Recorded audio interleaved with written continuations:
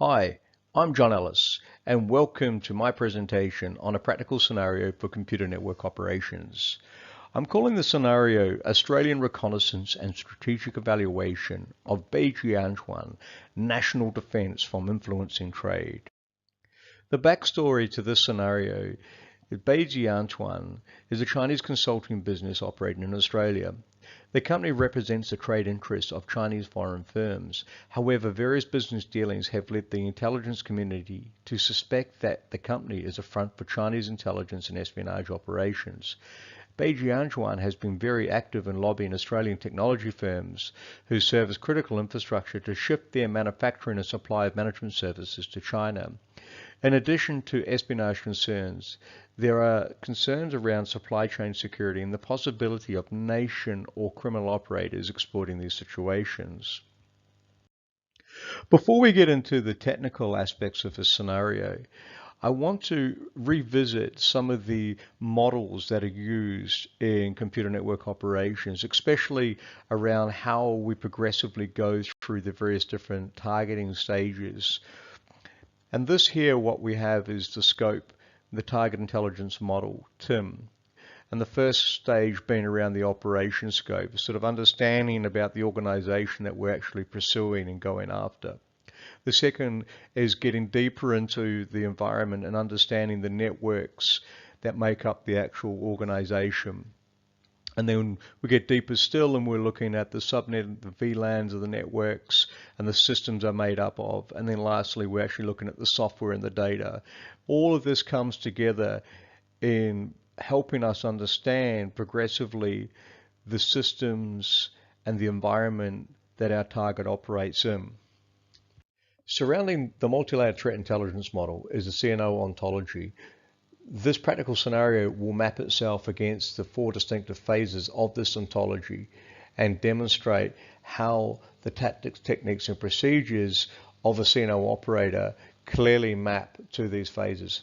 What's also important to note is that this is an iterative model, meaning that things that are discovered in later phases can often be used in earlier phases, and there's no harm in going back. In fact, it's almost necessary to go back to earlier phases to be able to progress. So having that feedback mechanism, that feedback loop, especially as you go deeper into the target's environment.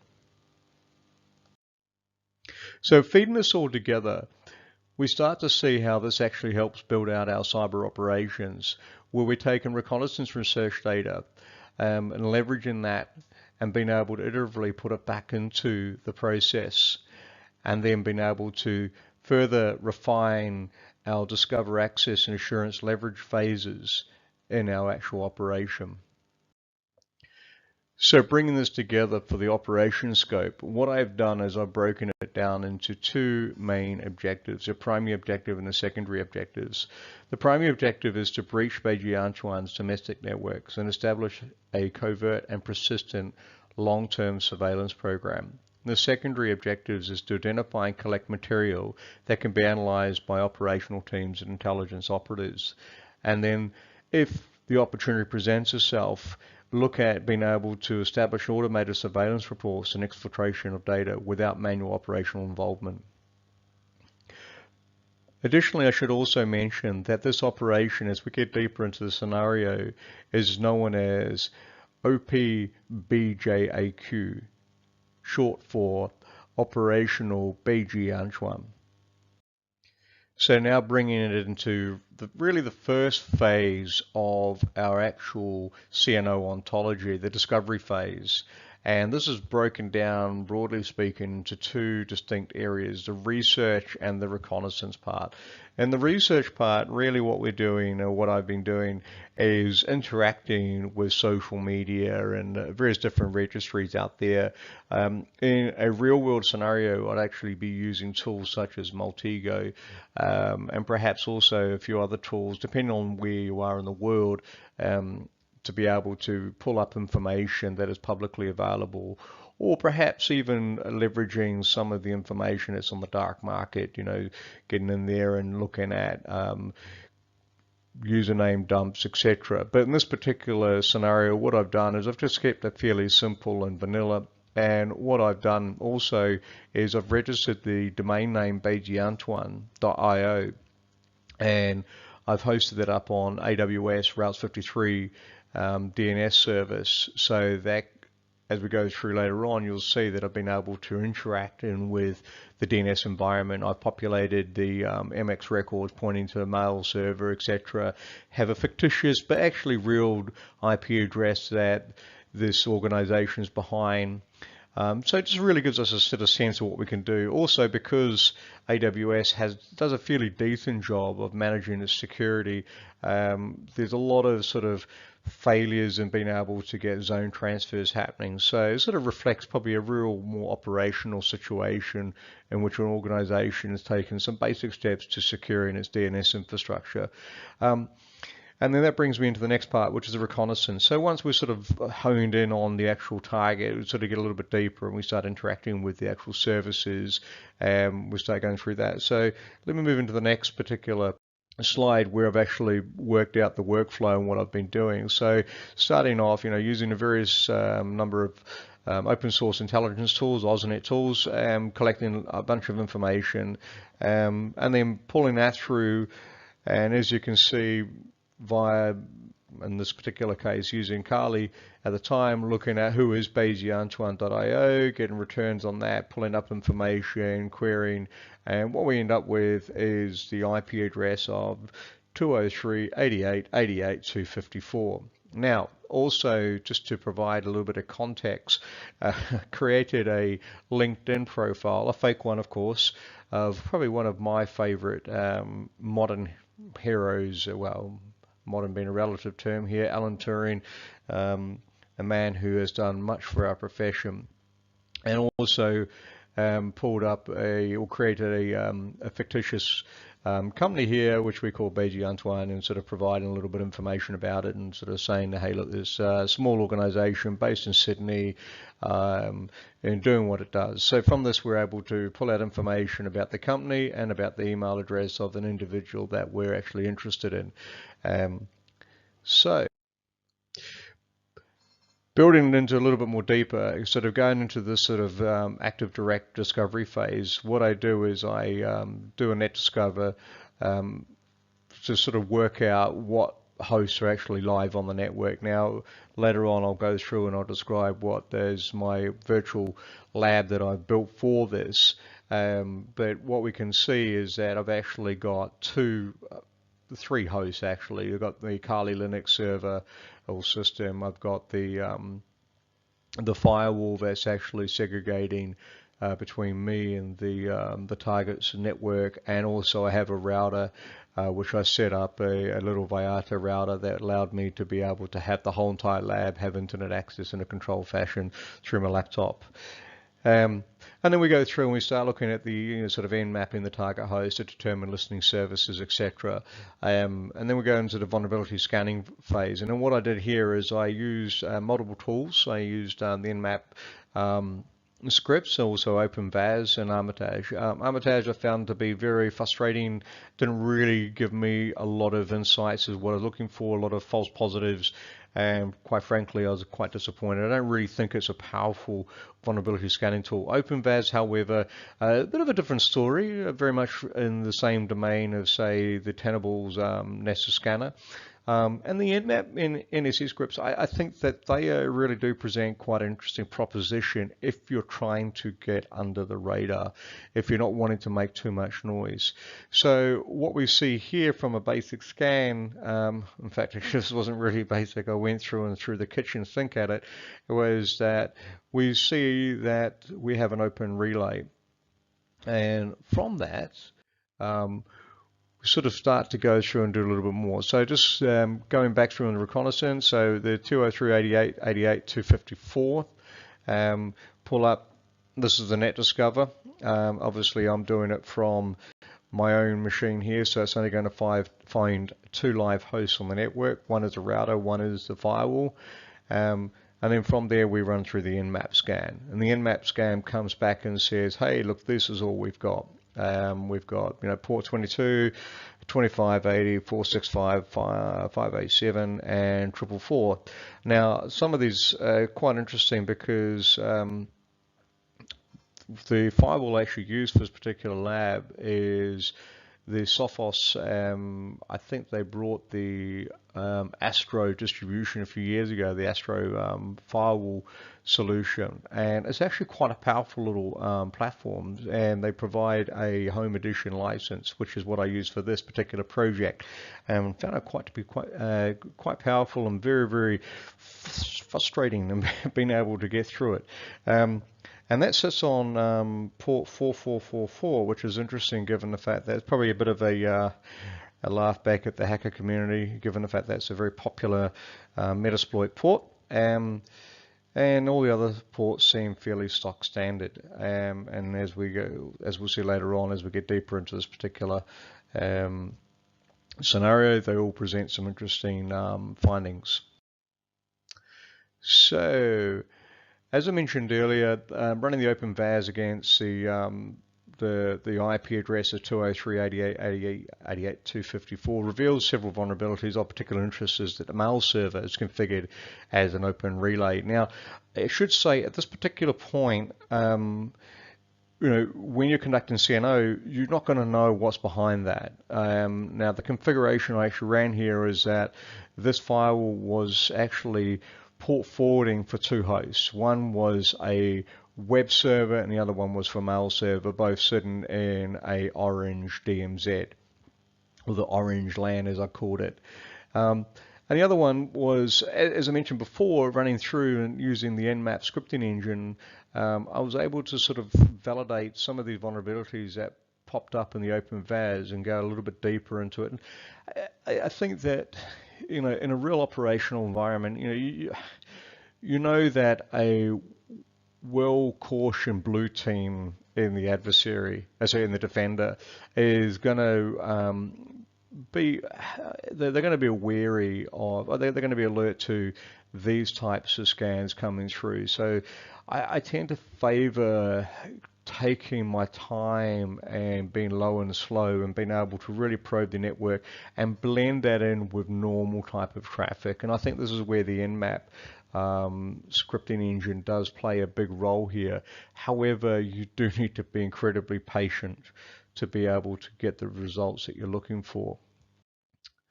Now, so we're sort of moving to the access phase, and this here is a bit of a nice little picture of how I went about this. So what I basically did, knowing who the individual was I was looking to target within the organization, which is in this case Alan Turing, I thought about, well, let me go and do some phishing here. So for that, I decided to do something a little bit different than what we had done in the course in Canberra. I decided that I wanted to use PowerShell Empire and actually see what I can achieve with that. I also use Kodiak later on, which I found to be quite powerful as well.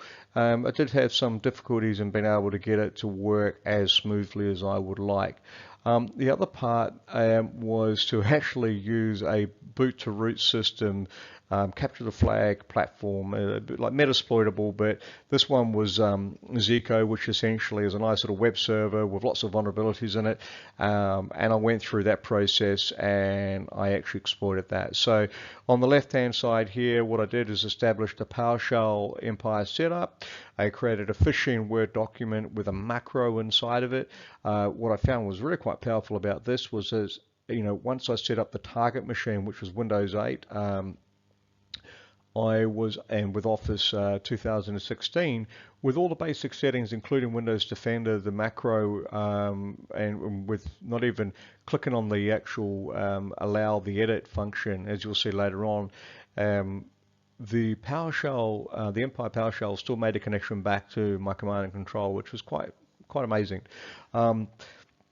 And then on the right-hand side, went through, exploited a PHP injection vulnerability in a web server to learn what the system architecture was. It was x86, Linux, etc. Compiled the shellcode to the target architecture, deployed that through another injection, and got that to run on the web server, making a reverse connection back out to my command and control server, which is running in Metasploit. And then from there, was able to download some configuration files. Of particular interest was the WordPress config file, and that then revealed to me the credentials, and then I was able to run that against the system and then moved into the next phase, post-exploitation activities. So to make things a bit of fun, what I have done is I've recorded the video of me doing the right-hand side of the actual exploitation of the web server. So I will sit back and enjoy, hopefully, my choice of the royalty-free music on YouTube and see how it goes.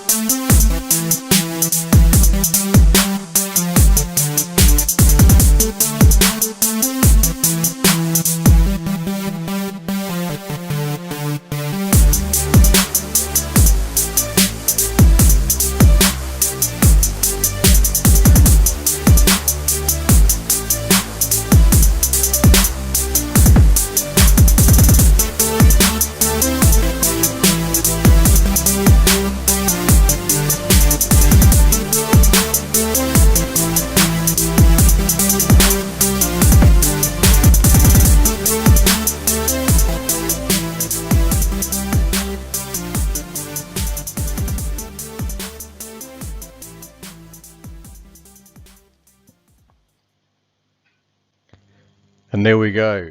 I hope that was entertaining, as it was fun for me putting that all together, with all the sleepless nights and many rebooting of VMs, etc.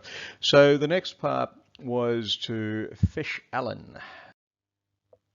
Well, I hope you enjoyed that video as much as I enjoyed making it. It did take an immense amount of time and a lot of editing and a lot of frustration, sweat and tears. Now, moving to the next part, which is fishing Alan. It reminds me of the good BBC video of the little, I think it's a gopher going, Alan, Alan. Anyway, jokes aside, the process I took was to set up a Empire listener. And so as you can see on the left hand side here, what I've done is I've set up a listener. I've named it OPBJAQ, Operational BG Antoine. I've set up the listening host to be my Kali box, which is 203.88.88.88. I'd like to use the numbers, or 88 or 8, as that means good fortune and prosperity in the Chinese culture. And also listening on port 80. As you would have seen in my video, I had to set up the interpreter to listen on port 443, and I purposely did that in the design because I really wanted to reflect the way that things would really happen in the real world, where typically port 80 and 443 are going to be universally available, but ports like 444 definitely are not going to be normal ports permitted through your corporate firewall. That did create a few little interesting challenges for me when I was doing a bit of experimentation. Ultimately, I needed to set up multiple VMs to be able to spread across the load as I was going through and researching how I would put this all together. The next part, what I did with the Empire, was to set up a stager, which really is basically loading up the exploit. And I chose to use a macro exploit here, again because, hey, spear phishing and macros, they're all back in vogue, or spear phishing never really went out of vogue. Very, very popular. It reflects the reality of the world, and also it allowed me to be able to bring together the joys of social engineering and being able to maintain a realistic narrative. So the next part is to set up a phishing email and send that through to Alan, hoping that he opens it up and that the malware of sorts, the PowerShell code, makes a connection back to my server. And so the email that I drafted, which trying to keep with the narrative of this particular scenario, was about how, in response to Alan's efforts around town, lobbying various different organizations, obviously would have heard a bit of backlash about how China is reportedly responsible for a lot of espionage operations, things like that. And a particular security researcher by the name of Joel Jin, working for a security company called Angiet, sends him an email with a research document that essentially supports the fact that China, perhaps the charges against it aren't necessarily consistent with the realities of what's actually happening. And finding this being quite an intriguing, I guess, proposition and perspective, it actually opens up the email and opens up the link. And sees this very interesting report, China in Cyberspace, Revisionist Threat or Misunderstood. Ironically, actually, this is a report that I wrote for one of my other courses within the master's program. And then what happens is that once Alan opens up this particular Word document that has the embedded macro, it makes the connection back to the command and control server. Now you'll note here, which I find very interesting, is that you've got the protected view of the Word document. Obviously, this is something that most users are trained to be aware of. Hey, here's a pop-up here, and do I want to enable it for editing? Perhaps I won't. I'll just look at it in this protected view. Well, guess what? Running the software, and I'm running Windows 8, reasonably patched with Microsoft Defender and Office 2016. the PowerShell still made a connection back to my command and control server. So just goes to show that sometimes protected is not really protected. So it's all good for us. So now we have a connection to Alan's machine. What does that really mean? Well, in the meantime, whilst we're trying to work out what that means for us, Alan has been entertained by this wonderful document about the sort of alternative narrative as to whether China's doing stuff. More than happy to share the report if you're interested. So this is a little bit of a screenshot of some of the PowerShell that was used as the macro that was embedded in the Word document. So now we have access to the web server of our target. We've actually got root access there, and we've also got access to Alan's machine. And the access that we have may not necessarily be the access that we need. So we move into the assure phase. And in the assure phase, I've broken this down into 3 distinctive areas. The first one is that we need to escalate our privileges as quickly as we possibly can. Otherwise, we're going to be sort of stuck in limbo, and we're going to be limited by what we can do in terms of being able to do surveillance, be able to do lateral movement, etc., etc. So we look at escalating our privileges. The next one is that, well, having access doesn't mean that we're going to have access tomorrow. So we need to look at the ways in which we can assure persistence in the environment. We can keep that access. And then next we need to look at situational awareness. Who am I? Where am I? What's around me? What's of interest, etc. And then we can then move into the leverage phase. So now in the assure phase, we want to escalate or look at escalating our privileges. We need to do this to be able to do some interesting things and really be able to move on our objectives in this particular operation. So to do this, what we do within Empire is we use a command called bypass UAC, which stands for user access control.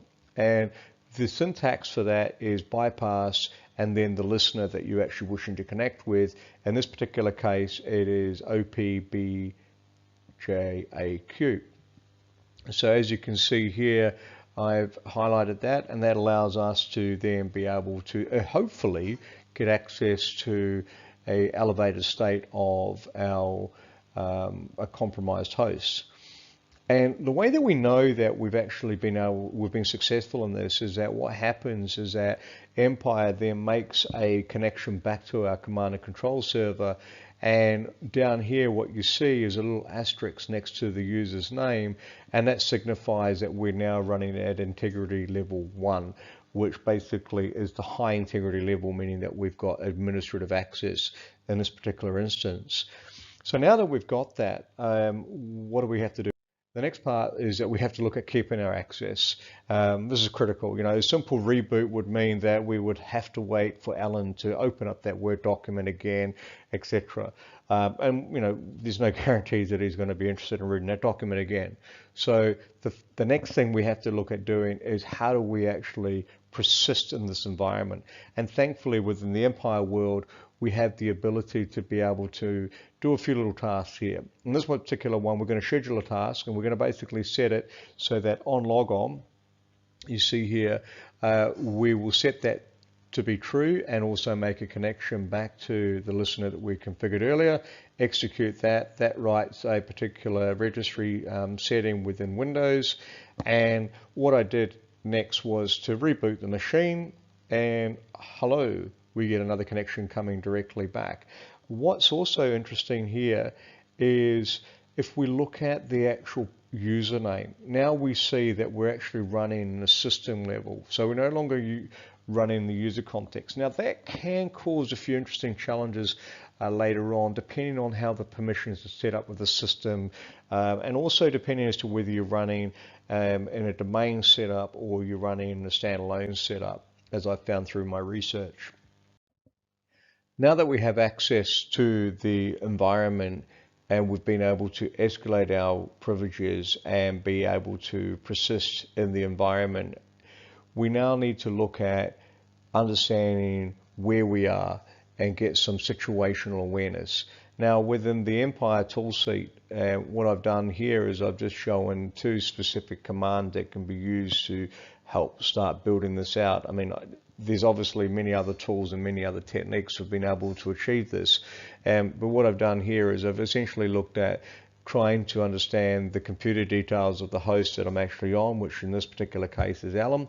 That allows me to be able to get deeper insight to areas where I could possibly look at exploiting, and also want to have an understanding of what network shares may be around and things that I want to start looking at there.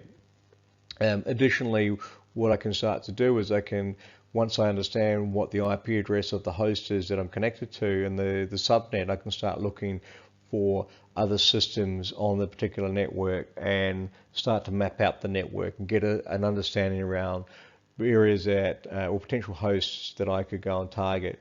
One thing I will say in the CNO ontology, and this comes back to the earlier model about the layering of the threat intelligence model and also the various different, the 4 phases that we go through: the discovery, the access, the assure, and also the leverage, is this iterative model. So now we can be taking some of the insights that we're gaining through our situational awareness and feeding that back into the earlier stages to be able to look at getting deeper access into the environment.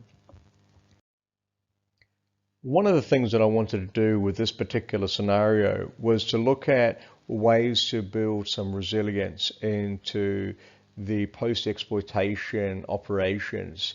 When I went through my research, there seemed to be, largely speaking, 3 post-exploitation tools. You know, you've got Metasploit, you've got the Empire, which is what I'm using, and also Kodiak, which I use a bit of later on.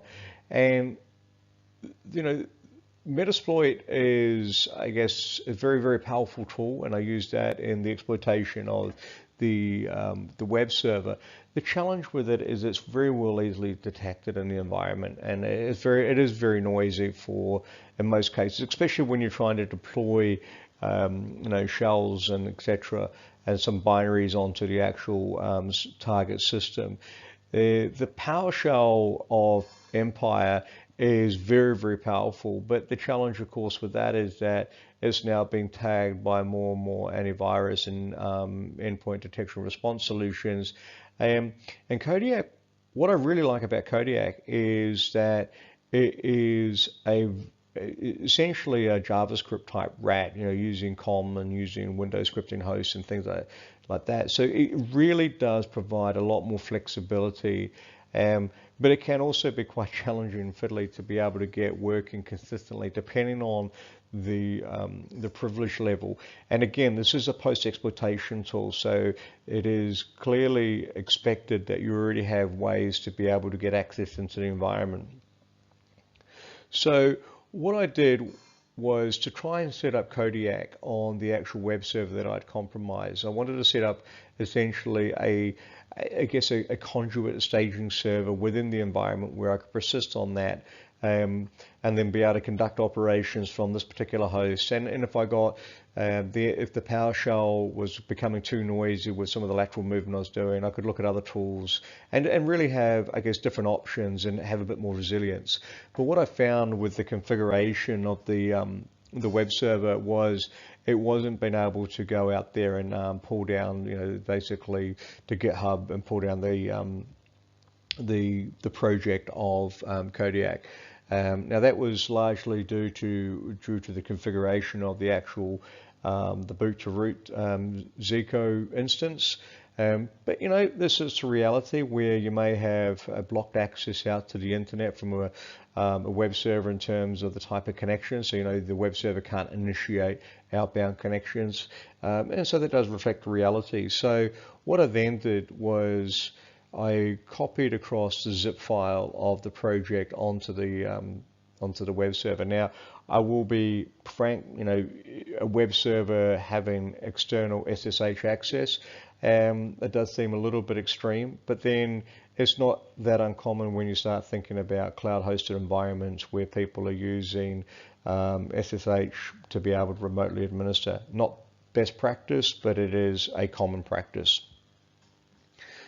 And then from there, what I went through is basically unzip, and bearing in mind that I've now got root access on the actual web server, I was able to go through, unzip the files, and then set up Kodiak to be able to then get the service up and running.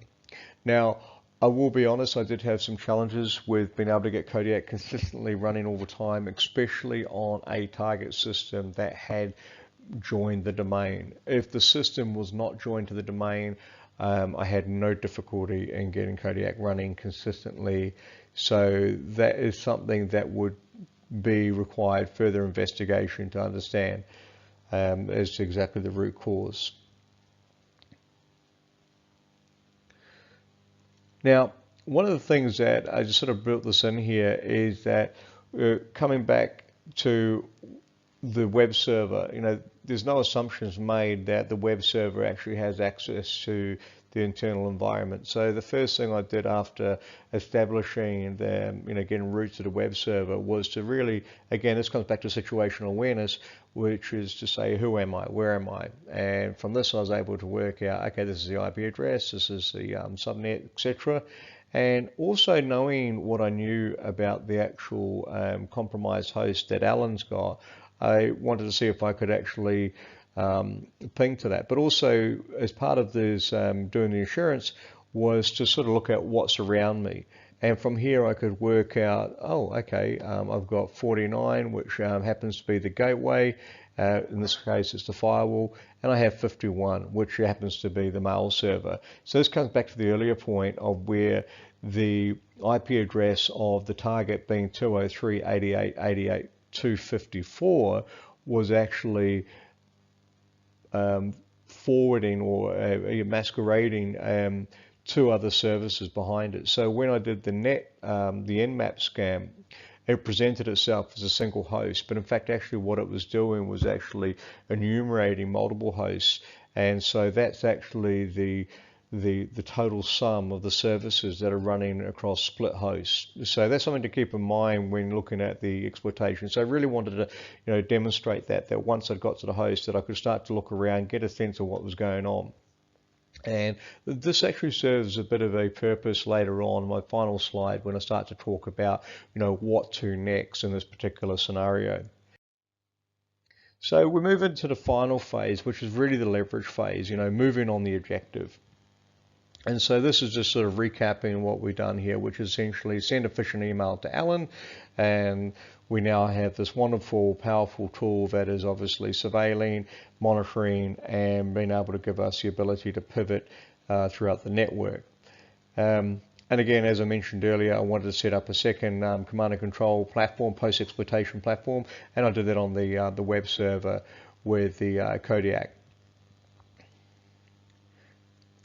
And from here we send a command, and now we've got the target system, in this case the Alan's laptop, also polling to Kodiak as well. So we could persist on a single machine and using two different post-exploitation frameworks be able to have some resilience there.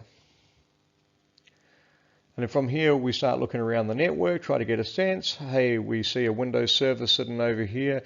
Let's see if we can get some PowerShell sitting up there. Now, unfortunately, in the lab that I put together, some of the researchers doing, trying to get some real, I guess, practical scenarios in the time frames that one would be operating in, without making it too noisy, it just seemed to be a little bit unreasonable. So what I really wanted to do was start to looking more at numeration, sort of trying to understand the environment.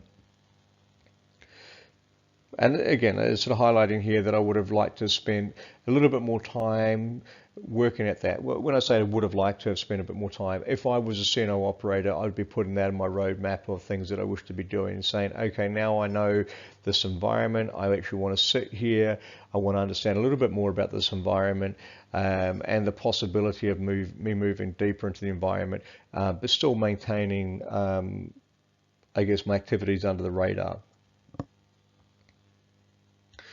And so what we see here is the scenario basically pulling, having identified information that we want and then being able to pull that up to various different repositories.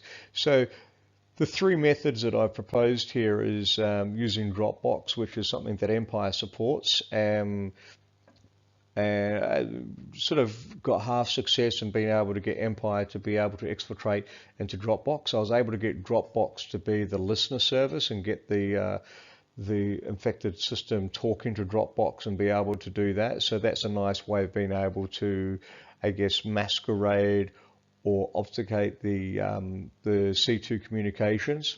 But if an organization deployed a CASB solution or blocked Dropbox or outright, then it'd be very difficult. And the other one is with Kodiak, they support GitHub. Again, it's something that I didn't spend too much time researching. What I would do as a real practical approach here is, and I sort of started to do this, was to set up a folder on the web server and really making a hidden folder where I can then put the tools both to and from the environment, and I could have the clients connecting to it and also pulling down those additional tools, but also having the clients upload some of the interesting artifacts that I'm looking to pass on to intelligence for further analysis in this operation.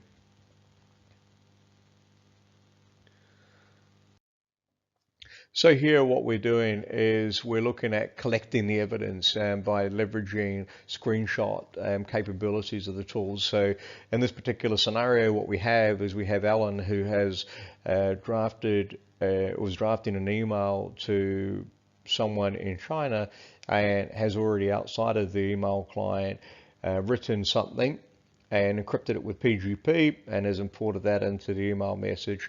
And whilst we're not necessarily going to be able to read this, it does give us context to the operations of the organization.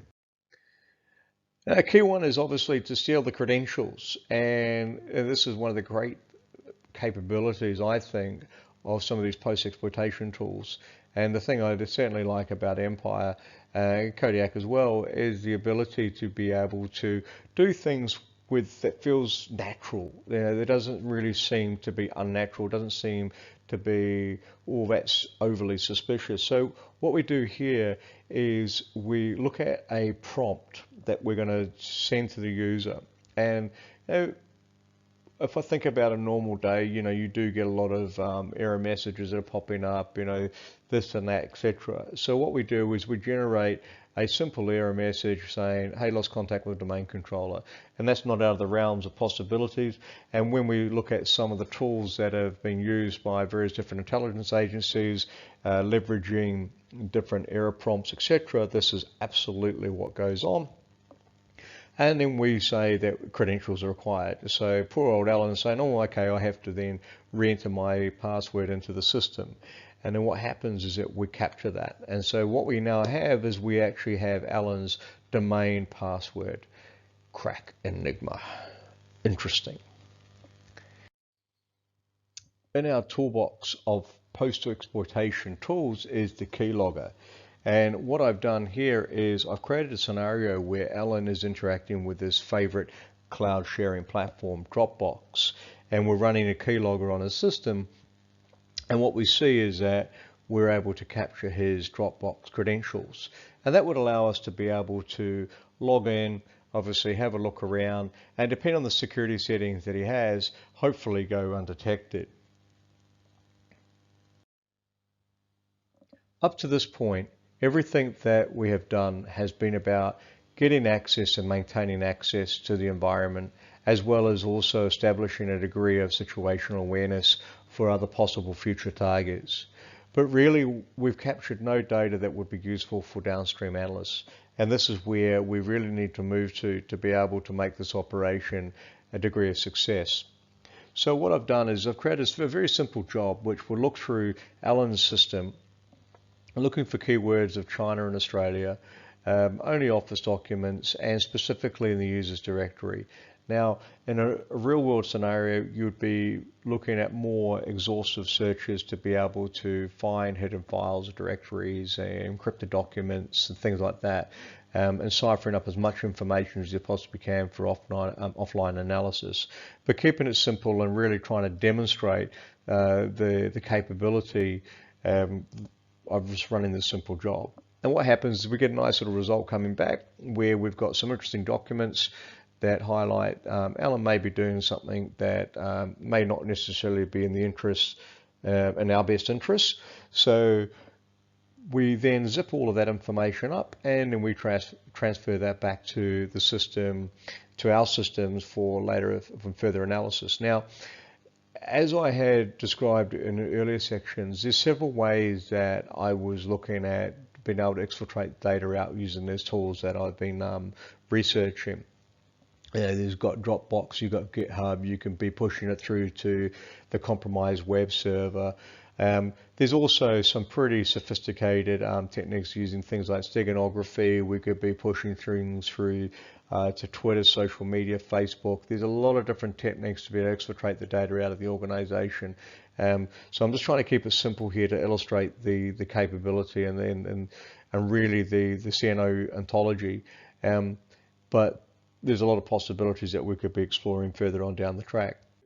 Wrapping it up and really sort of looking at where we could be going with this operation, because these operations just don't simply happen in a matter of a few days or a week. They do go on for long, extended periods of time.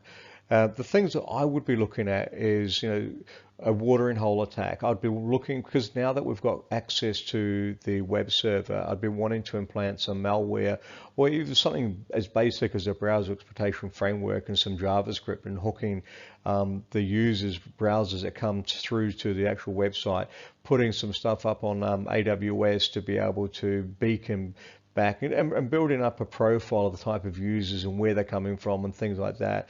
And that could be very useful in being able to get some broader intel. I'd be looking at having a persistent attempt at being able to exploit the mail server to be able to do the monitoring of the email communications, and looking at ways that, because it's an open relay, looking at ways of being able to exploit that to be able to send out some real targeted phishing emails to further deepen the actual operation. I'll also be looking at obviously going deeper into the network and seeing what other things that we could be getting access to, the type of communication that Alan's machine actually has. Typically you would see that a laptop or a workstation would only be talking to the main controller and a web server and a mail server, etc., etc. There wouldn't necessarily be lateral communications with another machine. So I'll be looking at what is the typical network communication within the environment and trying to build up a baseline over a period of time.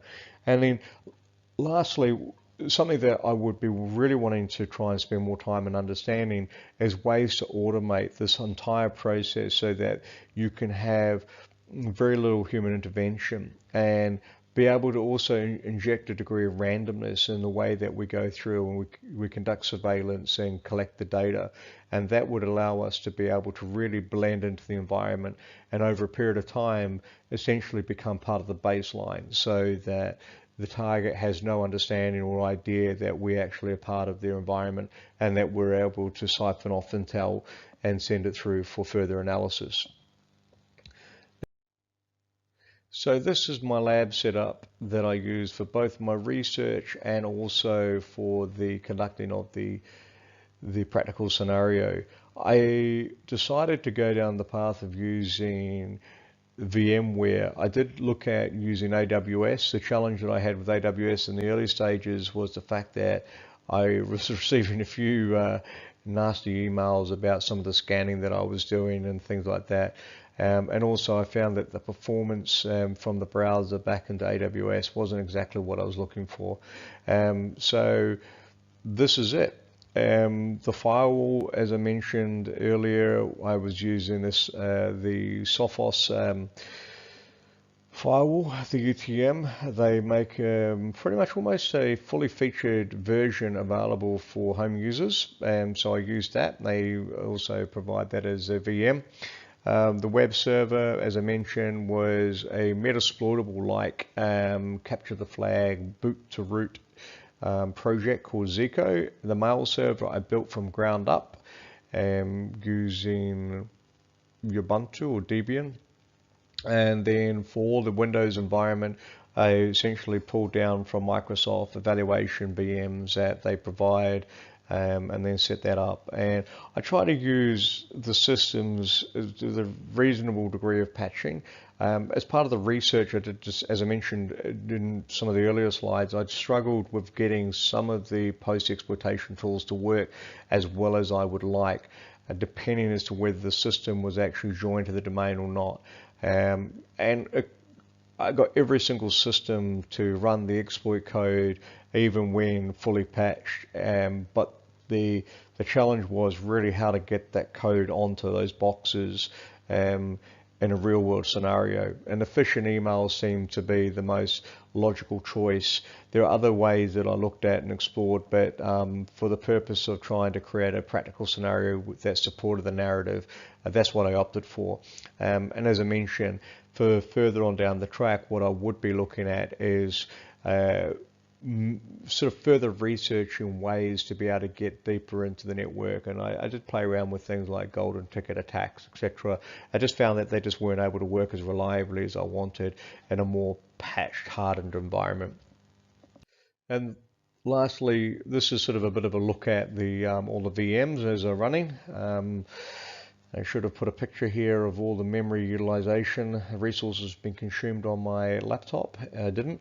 And as you've heard throughout the presentation, I've been, our famous actor here is Alan Turing. The reason I chose him is because I feel that he has done so much for our profession. He is one of the reasons why I got into doing what I do today, and I love crypto, and so this is my little bit of a homage to crypto, and naming all the systems after some form of cipher or some system that has been used in modern or ancient cryptography. So with all of that, I would like to say thank you for listening to my presentation.